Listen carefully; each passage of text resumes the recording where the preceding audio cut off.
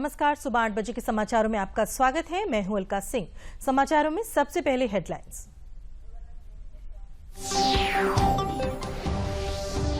प्रधानमंत्री नरेंद्र मोदी आज नई दिल्ली में उद्यमी भारत कार्यक्रम में लेंगे भाग। एमएसएमई आइडिया हैकाथॉन 2022 के परिणामों की करेंगे घोषणा।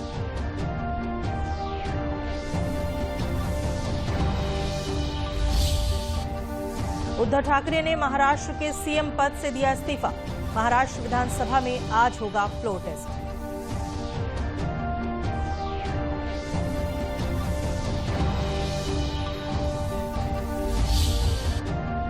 राजस्थान के उदयपुर में हुई निर्मम हत्या से उपजे हालात को देखते हुए प्रदेश सरकार ने जारी किया हाई अलर्ट। कहा, पैदल पेट्रोलिंग और संदिग्धों पर रखी जाए तीखी निगाह।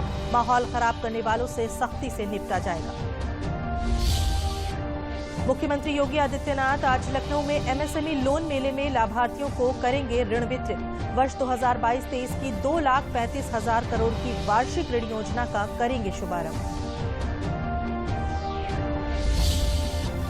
मुख्यमंत्री ने बाढ़ नियंत्रण और जल जमाव से क्षेत्र को मुक्त रखने के सभी कार्यों को 30 जून तक पूरा करने के दिए निर्देश। कहा, राज्य और जिला स्तर पर 24 घंटे संचालित रहने वाले कंट्रोल रूम स्थापित किए जाएंगे। प्रदेश में राजधानी लखनऊ समेत कई स्थानों पर हो रही है बारिश। मौसम विभाग ने बदायूं, फर्रुखाबाद और कन्नौज में अतिवृष्टि की चेतावनी देते हुए जारी किया रेड अलर्ट।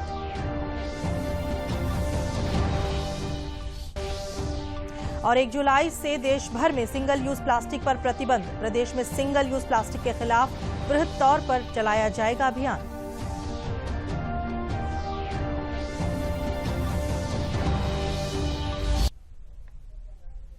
समाचार विस्तार से।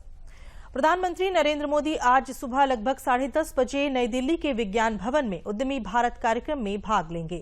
आयोजन के दौरान प्रधानमंत्री एमएसएमई प्रदर्शन में सुधार तथा तेजी योजना, पहली बार के एमएसएमई के निर्यातकों का क्षमता निर्माण योजना और प्रधानमंत्री रोजगार सृजन के कार्यक्रम की नई विशेषताओं का शुभारंभ करेंगे।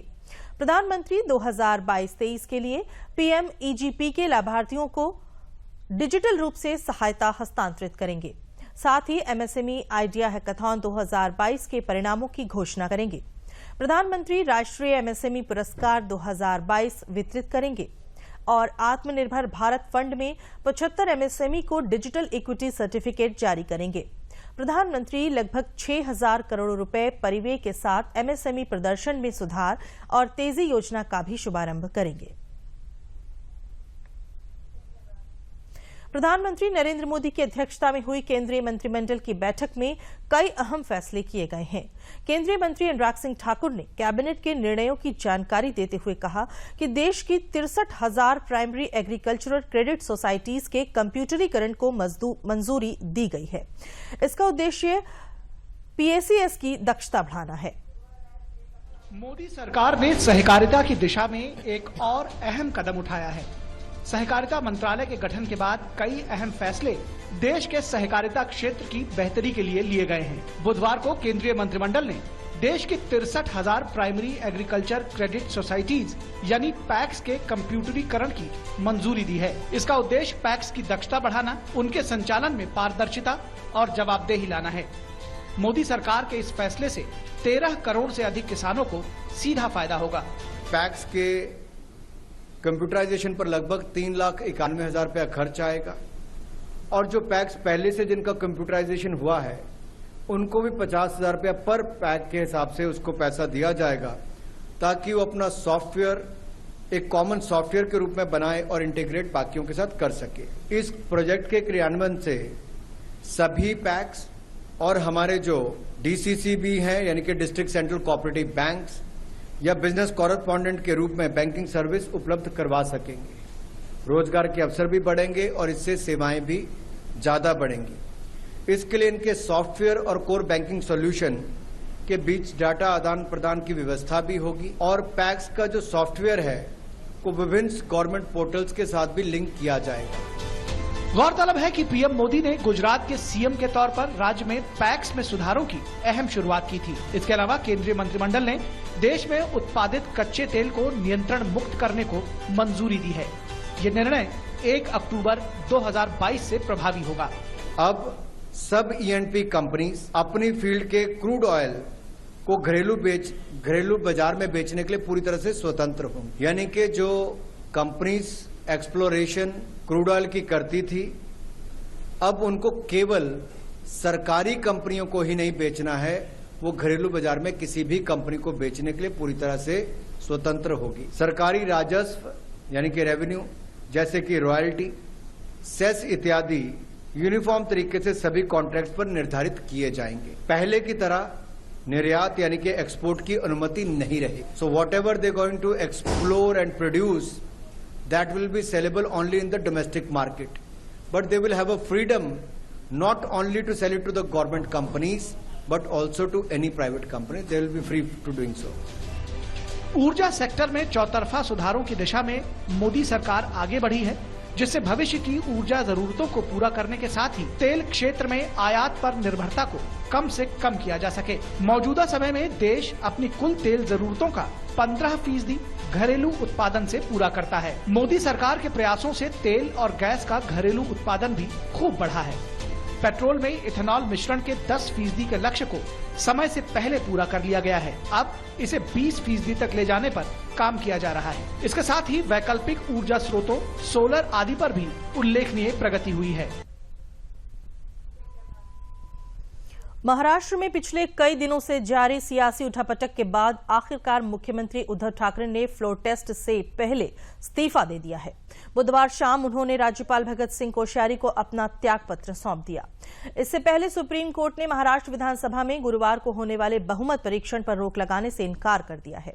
राज्यपाल के आदेश के मुताबिक गुरुवार को ही फ्लोर टेस्ट होना था।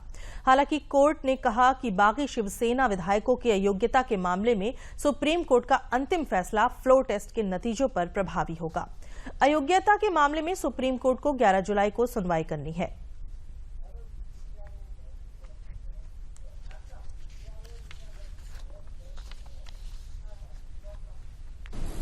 आज मी आपल्या सगळ्यांच्या समोर मुख्यमंत्री पदाचा देखील त्याग करत आहे।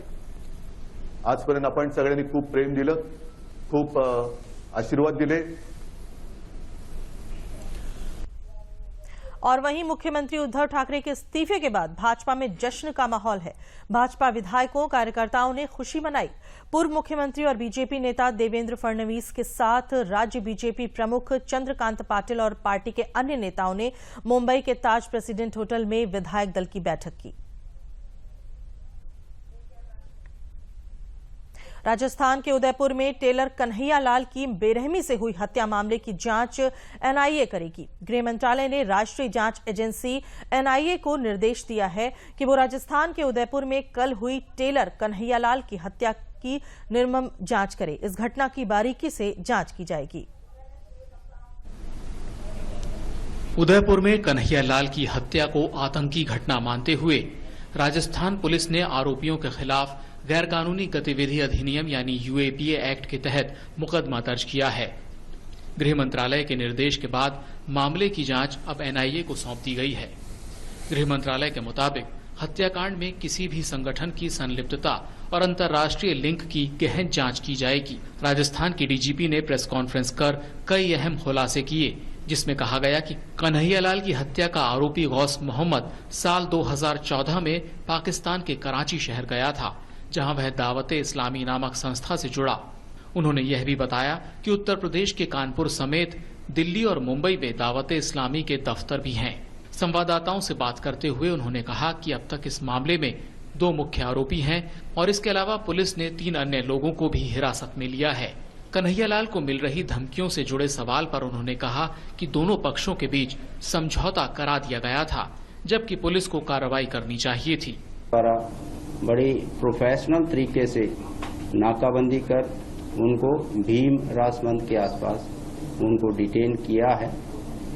उनकी अभी तक की पूछताछ से सामने आया है कि ये लोग दावते इस्लामी नाम की संस्था से इनमें एक दोस्त मोहम्मद नाम के व्यक्ति का आना जाना था, संपर्क था, उसके टच में थे। वहीं राजस्थान के मुख्यमंत्री अशोक गहलोत ने एक उच्च स्तरीय बैठक कर राज्य में कानून व्यवस्था की समीक्षा की। उन्होंने कहा कि मामले की जांच एनआईए को सौंप दी गई है, जिसका सहयोग एटीएस करेगी। राज्य सरकार ने घटना की जांच के लिए एडीजी एसओजी अशोक राठौर की अध्यक्षता में 4 सदस्यीय एसआईटी का गठन कर दिया है। इस बीच बीजेपी ने उदयपुर हत्याकांड पर मुख्यमंत्री अशोक गहलोत को कटघरे में खड़ा किया है। बीजेपी ने कन्हैया लाल की हत्या के लिए अशोक गहलोत को जिम्मेदार ठहराया। वहीं सूचना और प्रसारण मंत्री अनुराग सिंह ठाकुर ने मुख्यमंत्री पर जिम्मेदारी से बचने का आरोप लगाया। उन्होंने कहा कि ये पहला मामला नहीं है, बल्कि ऐसे कई उदाहरण हैं जहां पर एक के बाद एक घटनाओं को अंजाम दिया गया। उदयपुर में जो घटा उसने एक बड़ा प्रश्न चिन्ह खड़ा किया है कि राजस्थान जो एक शांति प्रिय राज्य है, जहां पर दुनिया भर के पर्यटक आते हैं, वहां पर कानून व्यवस्था किस तरह से फेल हुई है, उसका एक बड़ा उदाहरण गहलोत जी की सरकार में दिखता है।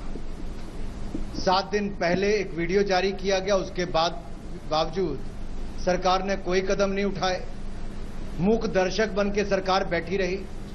ये अपने आप में दिखाता है कि क्या वोट बैंक की राजनीति के चलते कानून व्यवस्था को ठप कर दिया गया।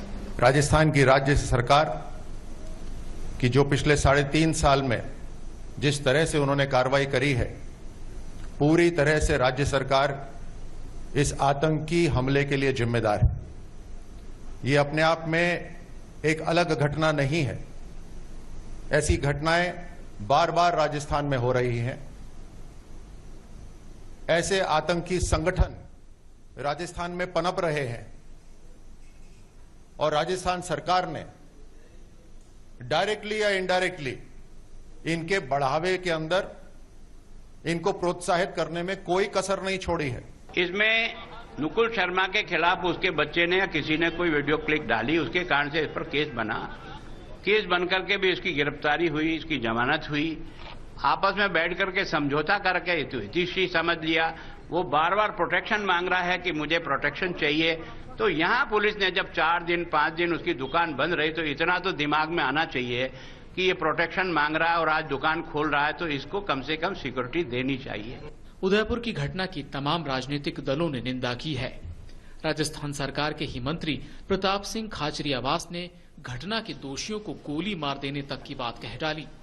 अपने ट्वीट में उन्होंने कहा कि एक निहत्थे व्यक्ति पर धोखे से चाकू मारकर हत्या करना महापाप है। धर्म कायरता और धोखा नहीं सिखाता। हत्या करने वालों को जब पुलिस ठोक के मारेगी तब दर्द का पता चलेगा।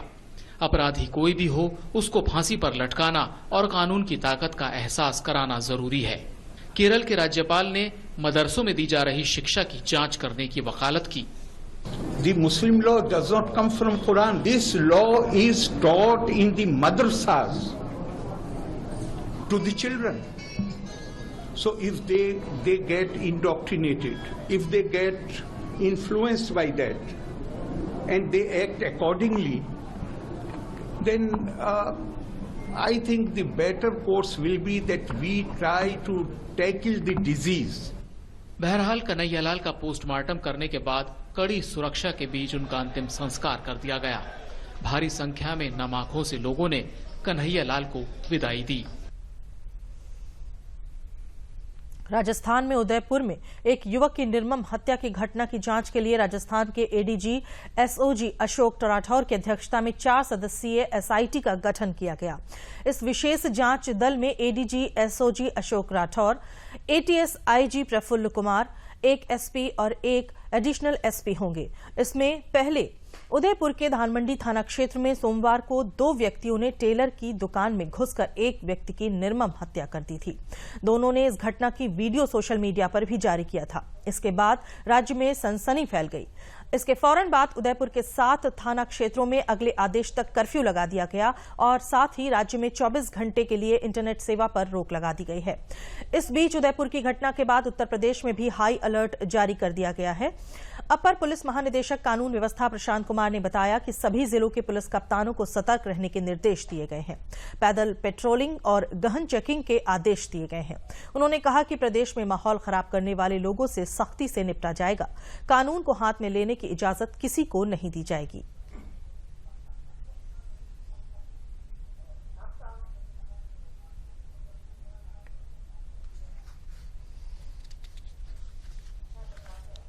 उदयपुर राजस्थान की घटना के उपरांत पूरे प्रदेश में आवश्यक सुरक्षा व्यवस्था के प्रबंध किए जा रहे हैं। सोशल मीडिया की भी मॉनिटरिंग लगातार की जा रही है। इसके अतिरिक्त हमारे जितने भी संवेदनशील जनपद हैं उनको भी अलर्ट किया गया है तथा इसके साथ साथ सभी अधिकारियों को लगातार क्षेत्रों में भ्रमणशील रहने हेतु निर्देशित किया गया है। इसके अतिरिक्त सभी धर्मगुरुओं से ये अपेक्षा की गई है या उनसे अनुरोध किया जा रहा है कि शांति व्यवस्था बनाए रखने के संबंध में अपनी तरफ से भी पब्लिक को अपनी तरफ से भी ये वक्तव्य जारी करें तथा पुलिस सभी ऐसे असामाजिक तत्वों पे नजर रख रही है जिससे शांति व्यवस्था भंग होने की संभावना है। मुख्यमंत्री योगी आदित्यनाथ आज लखनऊ में आयोजित होने जा रहे एमएसएमई लोन मेले में विभिन्न रोजगार परक योजनाओं के लाभार्थियों को ऋण वितरित करेंगे। ऋण वितरण का ये कार्यक्रम समस्त जनपदों में भी आयोजित किया जाएगा। राज्य सरकार के प्रवक्ता ने बताया कि एमएसएमई लोन मेले में प्रधानमंत्री रोजगार सृजन कार्यक्रम, प्रधानमंत्री मुद्रा योजना, मुख्यमंत्री युवा स्वरोजगार योजना, एक जनपद एक उत्पाद वित्त पोषण योजना आदि के 1,90,000 लाभार्थियों को कुल 16,000 करोड़ रुपए का ऋण वितरित किया जाएगा। लखनऊ में मुख्यमंत्री योगी आदित्यनाथ ने कल बाढ़ से निपटने की तैयारियों को लेकर समीक्षा बैठक की। इस बैठक में उन्होंने हर जिले में बाढ़ नियंत्रण केंद्र बनाने के निर्देश दिए। उन्होंने कहा कि प्रदेश में व्यापक जनधन हानि के लिए दशकों तक कारक रही बाढ़ की समस्या के स्थायी निदान के लिए विगत 5 वर्षों में सुनियोजित प्रयास किए गए हैं। अति संवेदनशील जिलों की संख्या में अभूतपूर्व कमी आई है। 2017-18 से अब तक 830 बाढ़ परियोजनाएं पूरी की गई। विशेषज्ञों की सलाह के अनुसार हमने आधुनिकतम तकनीक का प्रयोग कर बाढ़ से खतरे को न्यूनतम कम करने में सफलता पाई है। बाढ़ से जनजीवन की सुरक्षा के लिए विगत 5 वर्षों में अंतर विभागीय समन्वय से अच्छा कार्य हुआ है। इस वर्ष भी बेहतर समन्वय, क्विक एक्शन और बेहतर प्रबंधन से बाढ़ की स्थिति में लोगों की सुरक्षा सुनिश्चित कराई जाए। प्रदेश में बाढ़ की दृष्टि से 24 जनपद अति संवेदनशील श्रेणी में हैं। इसमें महाराजगंज, कुशीनगर, लखीमपुर खीरी, गोरखपुर, बस्ती, बहराइच, बिजनौर, सिद्धार्थनगर, गाजीपुर, गोंडा, बलिया, देवरिया, सीतापुर, बलरामपुर, अयोध्या, मऊ, फर्रुखाबाद, श्रावस्ती, बदायूं, अंबेडकर नगर, आजमगढ़, संत कबीर नगर, पीलीभीत और बाराबंकी शामिल है। जबकि सहारनपुर, शामली, अलीगढ़, बरेली, हमीरपुर, गौतम बुद्ध नगर, रामपुर, प्रयागराज, बुलंदशहर, मुरादाबाद, हरदोई, वाराणसी, उन्नाव, लखनऊ, शाहजहांपुर और कासगंज संवेदनशील प्रकृति के हैं।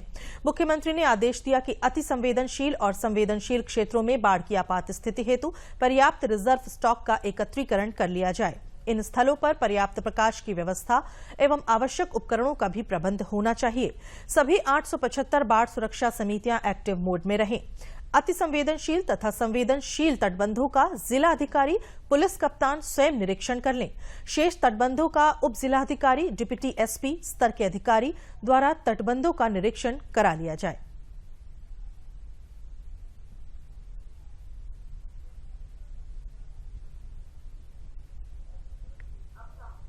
संवेदनशील, अति संवेदनशील स्थलों पर पेट्रोलिंग की प्रभावी व्यवस्था भी करें। जहां पर अति संवेदनशील क्षेत्रों हो वहां पेट्रोमैक्स की व्यवस्था भी रखें। जहां पर पीड़ित परिवार आए उन्हें समय पे खाद्यान्न के साथ साथ ताजा भोजन भी मिलना चाहिए और हम ये बात भी सुनिश्चित करें कि वहां पे सुरक्षा की पुख्ता व्यवस्था, लाइट आदि की व्यवस्था भी रहे जिससे सुरक्षा की पुख्ता व्यवस्था उन क्षेत्रों में किया जा सके। बाढ़ का पानी जब बहुत बड़े क्षेत्र में घुसता है तो सांप और अन्य विषैले जीव भी वहां से निकलेंगे। वे भी तटवर्ती क्षेत्रों में अपना निवास बनाते हैं। वहां पर बहुत बार जहरीले कीड़े लोगों को काटते हैं, पशुओं को भी नुकसान पहुंचाते हैं। हमें उनके बचाव की भी तैयारी उस दौरान देखनी होगी। उसके बारे में भी हम लोग इस कार्यक्रम को कर लेंगे। मेरा तो ये मानना है बाढ़ ऐसी आपदा नहीं है कि इससे जनधन को हम न्यूनतम स्तर पर न ले जा सकें। ले जाया जा सकता है। पिछले 5 वर्षों में हमने काफी हद तक सफलता भी प्राप्त की, लेकिन समय से बनाई गई कार्य योजना का ही परिणाम सामने आएगा। बाढ़ आ जाएगी, उसके बाद हाथ पैर मारेंगे, उससे कुछ नहीं होने वाला है। इसलिए पहले से ही हम कार्य योजना आज के दिन पर अभी बचाव के बारे में हम फोकस करेंगे, लेकिन साथ साथ हमारे दिलो दिमाग में होना चाहिए कि हमें अभी से बाढ़ बचाव के उपायों को प्रभावी ढंग से आगे करने की तैयारी इस रूप में करनी है। प्रदेश में विभिन्न स्थानों पर तेज बारिश हो रही है। रात से ही राजधानी लखनऊ में तेज हवाओं के साथ बारिश हो रही है। वहीं श्रावस्ती में 2 दिनों से बूंदाबांदी और जालौन में कल हुई बारिश से तापमान में गिरावट आई है। आज सुबह से अमरोहा में भी बारिश शुरू हो गई है। मौसम विभाग ने बदायूं, फर्रुखाबाद और कन्नौज में अतिवृष्टि की चेतावनी देते हुए रेड अलर्ट जारी किया है, जबकि कानपुर नगर, कानपुर देहात में तेज हवाओं के साथ बारिश के लिए ऑरेंज अलर्ट जारी किया गया है। लखनऊ, रायबरेली, बाराबंकी के लिए येलो अलर्ट जारी किया गया है। फतेहपुर जिले में बीते 24 घंटे में आकाशीय बिजली की चपेट में आने से अलग अलग थाना क्षेत्रों में 5 लोगों की मौत हो गई। साथ ही 1 दर्जन से अधिक मवेशियों की भी मृत्यु हुई है, जबकि 4 लोग गंभीर रूप से झुलस गए हैं, जिन्हें उपचार के लिए जिला अस्पताल में भर्ती कराया गया है। बिजली की चपेट में आने वाले सभी अपने अपने खेतों में काम कर रहे थे। अपर जिलाधिकारी विनय कुमार पाठक ने बताया कि आकाशीय बिजली की चपेट में आने से जिले के सदर तहसील के अंतर्गत 4 और बिंदगी तहसील के क्षेत्र के अंतर्गत 1 व्यक्ति की मौत हुई है, जिनके परिजनों को दैवीय आपदा राहत कोष से 4-4 लाख रुपए की सहायता राशि दी जा रही है।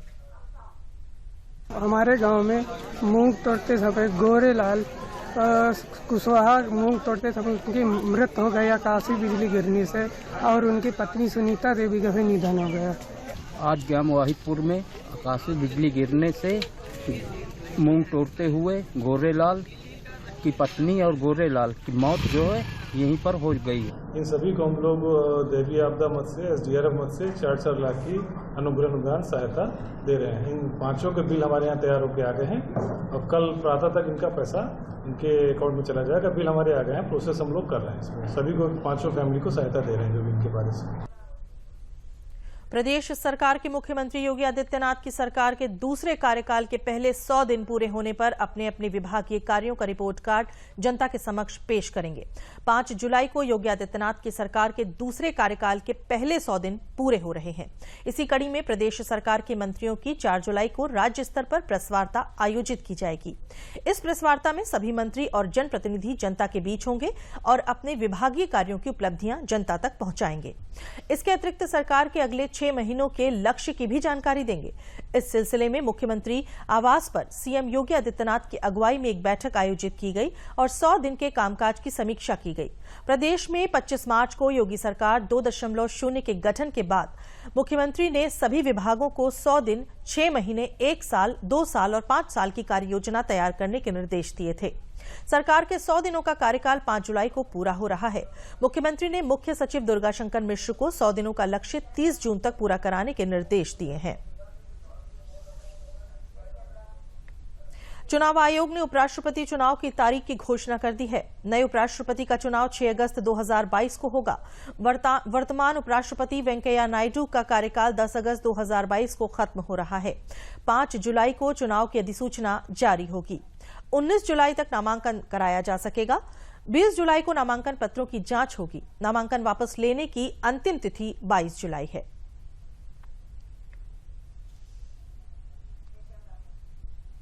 भारत नेपाल सीमा की सुरक्षा में तैनात सशस्त्र सीमा बल के महानिदेशक सुजल लाल थाउसेन ने महाराजगंज जनपद के भारत नेपाल की सोनौली सीमा का दौरा किया। इस दौरान उन्होंने नोमैंसलैंड पर स्थित सीमा चौकी का निरीक्षण कर सुरक्षा व्यवस्था का जायजा लिया। महानिदेशक ने सीमा चौकी में भारत और नेपाल के सुरक्षा अधिकारियों के साथ बैठक भी की। एसएसबी के महानिदेशक सुजय लाल थाउसेन ने कहा कि भारत और नेपाल के बीच सदियों से दोस्ताना संबंध रहे हैं। नेपाल बॉर्डर पर एसएसबी पिछले 2 दशक से तैनात है। खुली सीमा होने के कारण सुरक्षा को लेकर कई चुनौतियां भी हैं। उन्होंने कहा कि सुरक्षा को लेकर अगर टेक्नोलॉजी का इस्तेमाल किया जाएगा तो फिजिकल पेट्रोलिंग का काम कम हो जाएगा, जिससे सुरक्षा को लेकर हम बेहतर काम कर सकते हैं।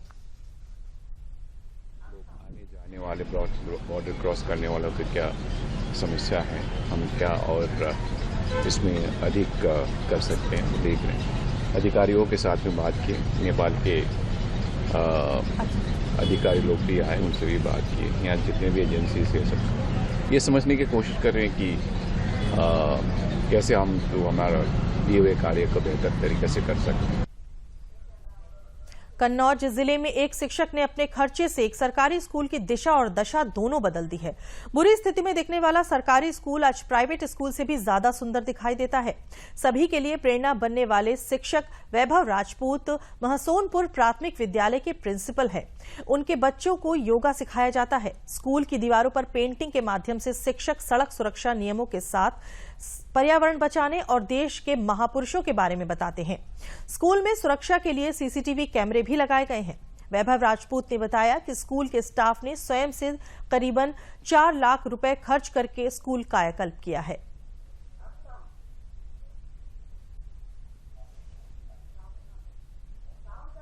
डोनेट किया है, कुछ हमारे सामाजिक लोग हैं उन्होंने डोनेट किया, हमारे घर के लोग हैं, हमारे रिलेशन के लोग हैं उन्होंने जन सहयोग से प्रसाधन है, जैसे महिला शौचालय है, पुरुष शौचालय स्टाफ के लिए नहीं थे तो दिव्यांग शौचालय ये करा है।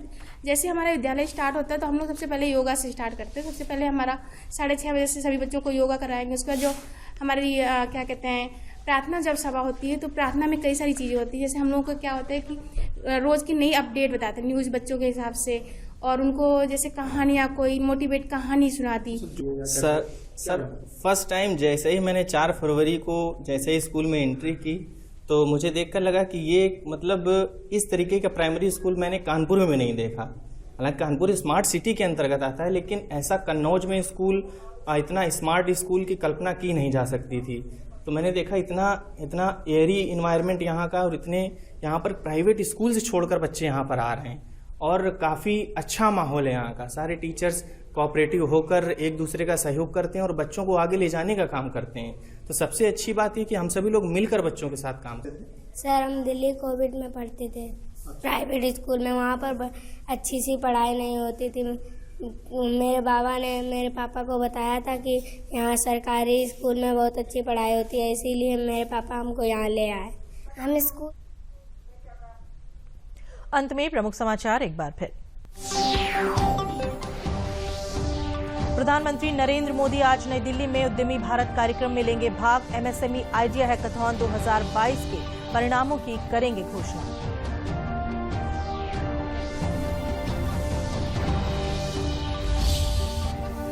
उद्धव ठाकरे ने महाराष्ट्र के सीएम पद से दिया इस्तीफा। महाराष्ट्र विधानसभा में आज होगा फ्लोर टेस्ट।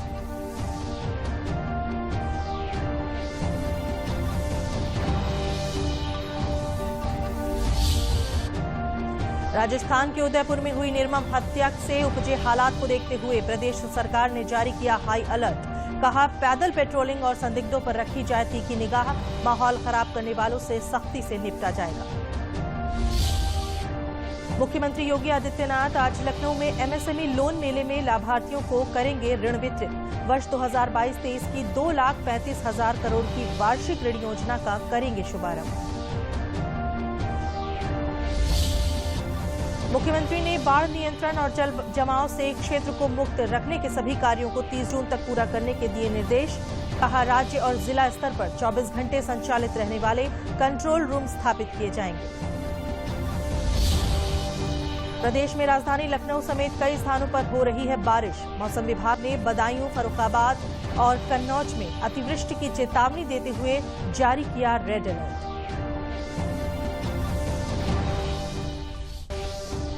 और 1 जुलाई से देश भर में सिंगल यूज प्लास्टिक पर प्रतिबंध। प्रदेश में सिंगल यूज प्लास्टिक के खिलाफ बृहद तौर पर चलाया जाएगा अभियान।